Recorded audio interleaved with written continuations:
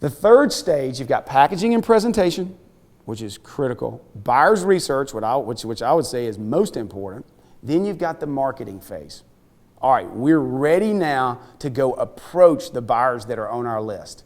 They don't even know they're on our list yet, but we're ready to go approach them.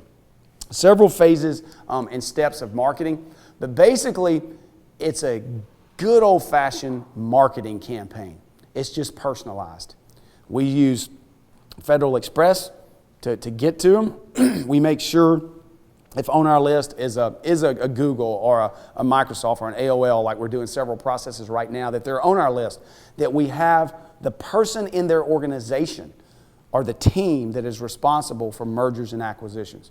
You don't just send it to the general mailbox. You have to make sure you have the right contact. Sometimes if we don't already have that contact, that can take a long time.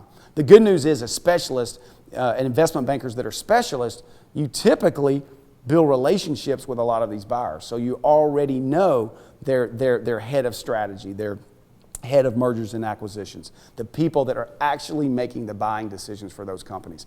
But it takes a while to find the right people, communicate with them, and to do it all at the same pace. You can get this out of order. Timing is critical. We want to move all these buyers, these 200 buyers together, right? Because if one gets ahead, it can really mess up a good process. So we start moving all these buyers through the process. We have in-depth discussions with the buyers that are interested. As we approach the buyer, we want to have conversations where we'll make absolutely sure that they know confidentially that your company is available. It's open for a strategic partnership or an acquisition. And we want to make sure that we've gotten the message to them about the benefits of your company, your growth strategy, how valuable you are, so that they can either make an intentional pass saying, hey, Zane, thanks for bringing us this company. Right now, we're going to pass. Well, we want to know why. And they'll tell us, well, it's not good timing for us. You know, we have indigestion. We've just bought 3 companies. We're trying to integrate them. You know what?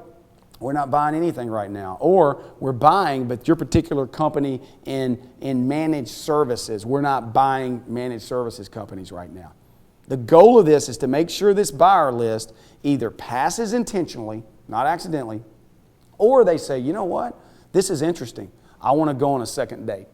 And we say, okay. And we track all this in a CRM database and update you as the entrepreneur on a regular basis to know where we are in that process. Does that make sense?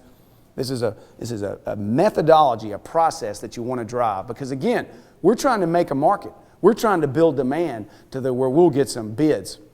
And people will go far enough with you in this process where they say, I want that company. And I'm willing to pay an outsized valuation for it.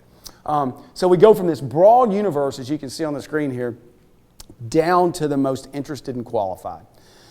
The one I was thinking about, we've done them where we've had really only 50 buyers on the list because the company might be a specialized company, and we work and work and work, but at the end of the day, there's probably 50 great buyers, in the world for this company.